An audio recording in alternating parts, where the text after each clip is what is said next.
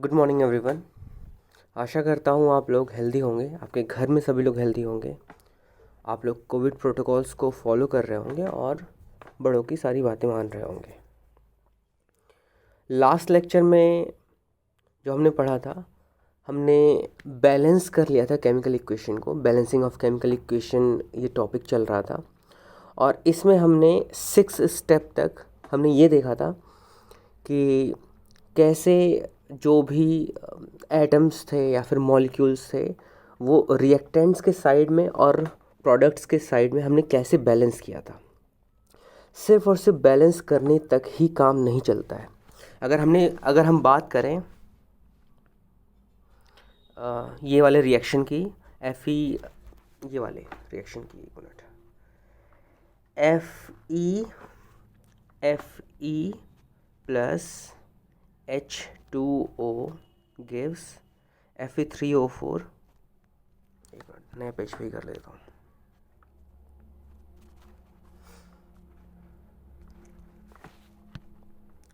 Fe plus H2O gives Fe3O4 plus H2। कभी भी कोई भी मेटल अगर पानी के साथ में रिएक्ट करेगा तो क्या बनाएगा? ये जनरली हाइड्रोजन गैस प्रोड्यूस करता ही करता है। हमने बैलेंस कैसे किया था? बैलेंस ये किया था, हमने सबसे पहले ये देखा था कि सबसे ज़्यादा मॉलिक्यूल्स कौन से वाले कंपाउंड में। तो हमें पता चला कि ये वाले में है। ये वाले में भी सबसे ज़्यादा कौन से वाले एलिमेंट का मॉलिक्यूल? तो ऑक्सीजन का पता चला कि ऑक्सीजन का सबसे ज़्यादा था 4। अब अगर राइट साइड में ऑक्सीजन का 4 है तो लेफ़्ट साइड में भी बैलेंस करने के लिए 4 लगाना पड़ेगा। तो ऑक्सीजन का जब मैंने यहाँ पे 4 लगाया था, अब हाइड्रोजन के यहाँ पे 8 हो गए थे। इधर हाइड्रोजन का 8 है और इधर 2 है। इसको कैसे बैलेंस करेंगे? इधर भी 4 सामने लिख दूंगा। अब हाइड्रोजन और ऑक्सीजन तो बैलेंस हो गया। अब आयरन की बात करें, आयरन राइट साइड में 3 एटम्स थे, लेफ्ट साइड में सिर्फ और सिर्फ 1 एटम था। तो उसको बैलेंस करने के लिए हमने लेफ्ट साइड वाले आयरन के सामने 3 एटम्स जोड़ दिए। तो now this is a balanced equation. अभी तक हमने ये सारी चीज़ें देखी थी, लेकिन अब आगे बढ़ते हैं। आगे हमें क्या सीखना है वो चेक करते हैं। आगे कह रहा है writing symbols of physical state. इसका क्या मतलब होता है? इसका मतलब ये होता है कि कोई भी कंपाउंड या फिर कोई भी तरह का एलिमेंट किसी भी स्टेट में रिएक्शन नहीं करता है ना। अगर पानी लिक्विड स्टेट में होगा, हो सकता हो तभी कुछ चीज़ों से रिएक्ट करता हो सकता हो गैशियस स्टेट में हो तो फिर कुछ स्पेसिफिक चीज़ों से रिएक्शन करता और हो सकता हो सॉलिड स्टेट में जब वाटर हो तो शायद बहुत ही कम चीज़ों से रिएक्ट करता हो। तो स्टेट भी बहुत ज़्यादा इंपॉर्टेंट होता है कि कौन से स्टेट में कोई एलिमेंट है या फिर कंपाउंड है।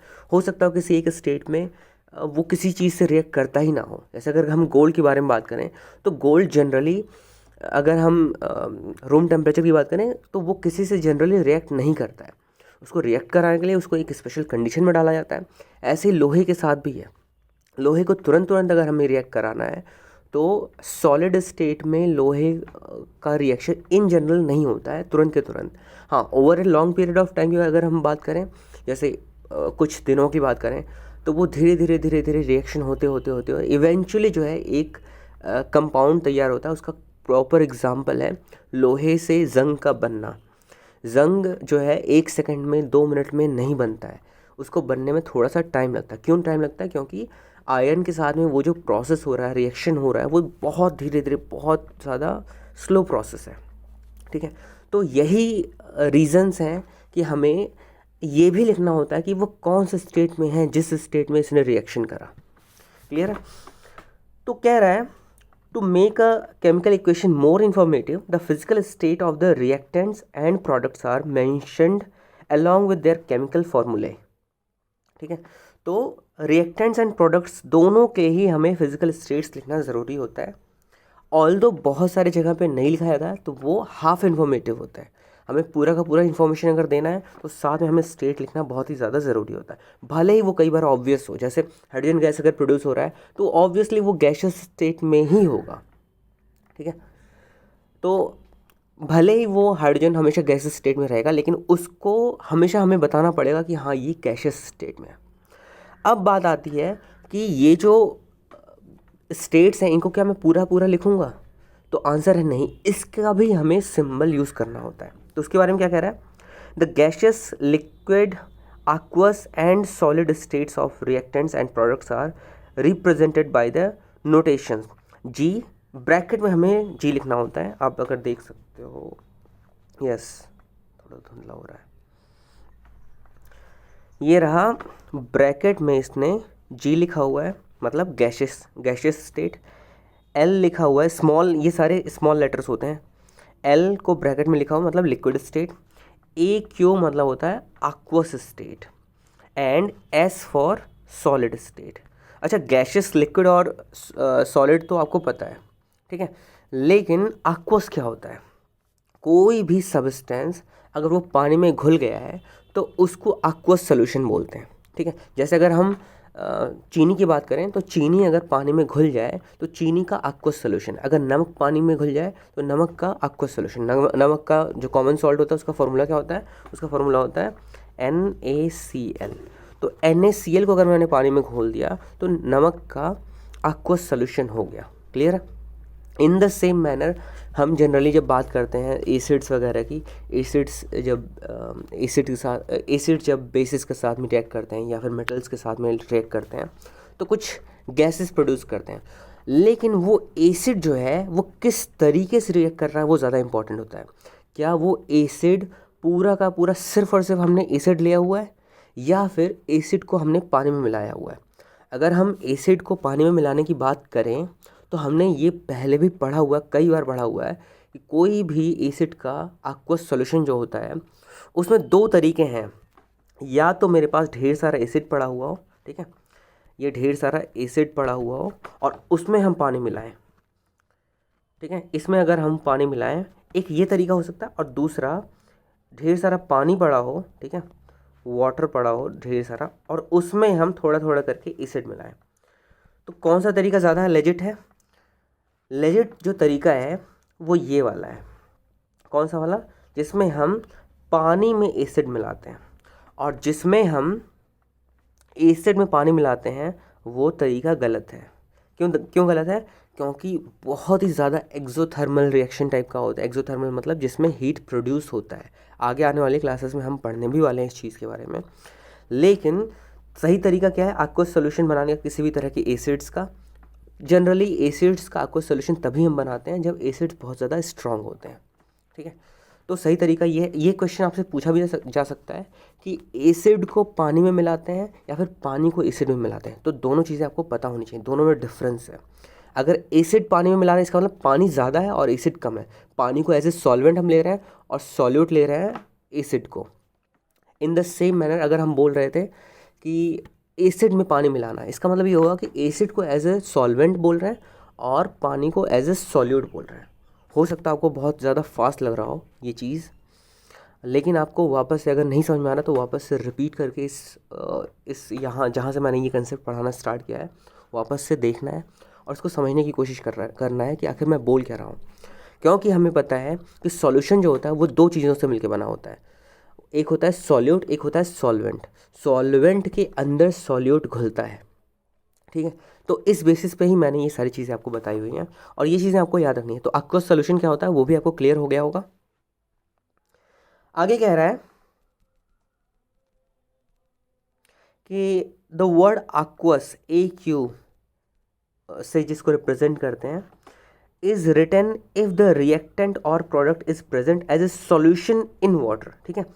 वाटर का सॉल्यूशन क्या होता है? जिसमें वाटर एज ए सॉल्वेंट काम कर रहा हो और बाकी जो भी उसमें दूसरा उसका कंस्टिट्यूएंट है वो सॉल्यूट के फॉर्म में हो। क्लियर है? तो वाटर एज ए सॉल्वेंट हो और उसमें कोई भी चीज़ आके घुल जा रही हो वो एज ए सॉल्यूट काम करेगा और जब ये दोनों चीज़ें मिलेंगी तो वो एक सॉल्यूशन बनाएगा। तो जो बैलेंस केमिकल इक्वेशन था उसको अगर सही फॉर्म में लिखा जाए तो अब ये क्या हो जाएगा? हमने बैलेंस तो कर लिया था 3Fe फिर 4H2O फिर Fe3O4 फिर 4H2। अब इसके साथ में आयरन जो होता वो इन जनरल सॉलिड स्टेट में था तो इसको सॉलिड हमने दिखा दिया। वाटर जो है यहाँ पे लिक्विड के साथ में ये रिएक्ट नहीं करता, यहाँ पे ये वाटर का स्टीम चाहिए, मतलब ये गैशियस स्टेट में होना चाहिए तभी जाके ये रिएक्शन पॉसिबल है। फिर जो Fe3O4 बनता है, जो जंग होती है, वो हमने देखा ही होगा कि वो सॉलिड स्टेट में होता है, सॉलिड फॉर्म में होता है। और जो हाइड्रोजन जो बन रहा है वो गैशियस स्टेट में। क्लियर है? तो आई होप ये चीज़ें आपको क्लियर हो गई होंगी। इसमें बहुत सारी चीज़ें हो सकता है आपको पता ऐसे ही जो है आपको खुद से नहीं पता चल जाएगा, ये चीज़ें आपको हमेशा याद करनी पड़ेंगी। ठीक है, कई सारी चीज़ें जो पानी से रिएक्ट कर जाती हैं, कई सारी चीज़ें aqueous सॉल्यूशन से रिएक्ट करती हैं, कई सारी चीज़ें गैस से रिएक्ट करती हैं, और कई सारी चीज़ें सॉलिड से रिएक्ट करती हैं। इसके अलावा हम CONC भी पढ़ेंगे। CONC क्या होता है? Concentrated form. अगर हम ये जनरली किसके लिए यूज़ किया जाता है? ये जनरली स्ट्रॉन्ग एसिड्स के लिए यूज़ किया जाता है या फिर स्ट्रॉन्ग बेसिस के लिए यूज़ किया जाता है। मतलब अगर मैं हाइड्रोक्लोरिक एसिड की बात करूँ, HCl, अगर इसके सामने CONC लिखा हुआ है, इसका मतलब ये हुआ HCl में बिल्कुल भी पानी नहीं मिला हुआ है, इसका सॉल्यूशन है, ये सिर्फ और सिर्फ अपने प्योर फॉर्म में रिएक्शन में काम में आ रहा है। क्लियर है? आई होप यहाँ तक सारा कुछ आपको क्लियरली समझ में आया होगा।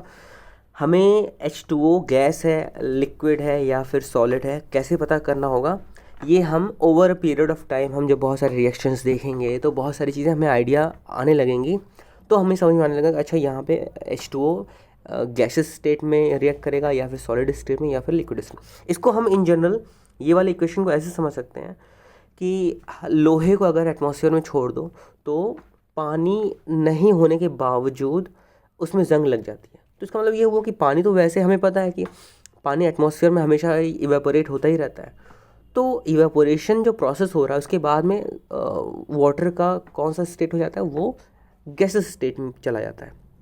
तो गैसियस स्टेट में ही आयरन जो है इसके साथ में, पानी के साथ में रिएक्ट कर रहा था। आई होप ये चीज़ क्लियर हो गई होगी आपको। आगे कह रहा है usually physical states are not included in a chemical equation unless it is necessary to specify them. तो क्या कह रहा है, जनरली फिजिकल स्टेट्स को इंक्लूड नहीं किया जाता है, लेकिन स्पेसिफाई करने के लिए हमें क्या था, मतलब ज़्यादा से ज़्यादा हम इंफॉर्मेशन दे सकें। अदरवाइज़ हमेशा ये यूज़ नहीं होता है, लेकिन अगर हम इंफॉर्मेशन अगर हमें इसके बारे में पता है कि कौन कौन से स्टेट में कौन कौन से चीज़ें हैं जो आपस में रिएक्ट कर रही हैं, तो अगर हम वो इन्फॉर्मेशन दे दें तो वो एक एडिशनल नॉलेज होता है जो कि बहुत ज़्यादा अच्छा इंप्रेशन डालता है। ठीक है, तो क्या कह रहा है कि ये अननेसेसरी कई बार हो जाता है। जैसे H2 जो गैस है, ये हमेशा मैक्सिमम केसेस में ये गैशियस स्टेट में ही होता है। तो जब मैक्सिमम केसेस में गैशियस स्टेट में ही होता है तो G ना लिखूँ तो भी काम चलेगा, लेकिन फिर भी अगर हम लिखेंगे तो वो ज़्यादा अच्छा होता है। ठीक है, sometimes the reaction conditions such as temperature, pressure, catalysts etc for the reaction are indicated above and और below the arrow in the equation. अच्छा, इसमें ये कह रहा है कि हमने ये स्टेट्स वगैरह भी लिख दिया। ठीक है, स्टेट्स लिखने के साथ में एक इसमें टर्म आ रहा है, इसके साथ में टेम्परेचर भी कई बार हम लिखते हैं, कई बार प्रेशर भी लिखते हैं साथ में, और कई बार कैटालिस्ट्स का भी नाम लिखते हैं। टेम्परेचर तो हमें पता है कि हो सकता हो कई बार जो है एक सिंपल से या रूम टेम्परेचर पे वो रिएक्शन ना होता हो सकता हो रिएक्शन कराने के लिए हमें बहुत ज़्यादा उसको टेम्परेचर देना पड़ता हो सकता हो बहुत ज़्यादा प्रेशर देना पड़ता हो, तब जाके रिएक्शन होता हो, या फिर एक कैटालिस्ट यूज़ करते हैं। कैटालिस्ट क्या होता है? कैटालिस्ट एक ऐसा कोई भी सब्सटेंस हो सकता है जो कि खुद रिएक्शन में पार्टिसिपेट नहीं करता है, लेकिन रेट ऑफ रिएक्शन को बढ़ा देता है। इसका मतलब क्या हुआ? रेट ऑफ रिएक्शन को बढ़ा देता है मतलब रिएक्शन जो उसकी स्पीड थी उसकी स्पीड को बढ़ा देता है। कोई भी एक कैटालिस्ट क्या करता है कि वो किसी भी रिएक्शन की स्पीड बढ़ा देता है बिना उस रिएक्शन में इन्वॉल्व हुए।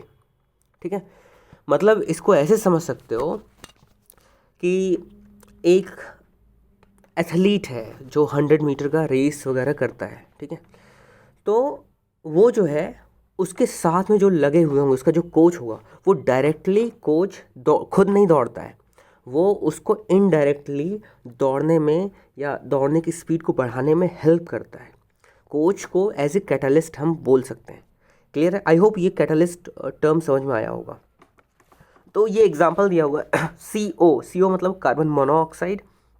कार्बन मोनोऑक्साइड गैसेस फॉर्म में है, ये हाइड्रोजन गैस के साथ में रिएक्ट कर रहा है और क्या बना रहा है, CH3OH बना रहा है, जो कि एक लिक्विड है, ठीक है। और कौन से टेम्परेचर में, कौन से प्रेशर पे, 340 एटमॉस्फेरिक प्रेशर पे, सॉरी एटमॉस्फेरिक प्रेशर होता है या कुछ और बोलते हैं, अब एक बार क्लियर कर लेना। 340 ATM पे, एटमॉस्फेरिक प्रेशर ही मेरे ख्याल से होता है, 340 ATM पे ये रिएक्शन पॉसिबल है। इससे ज़्यादा या इससे कम होगा तो शायद ये रिएक्शन पॉसिबल नहीं होगा।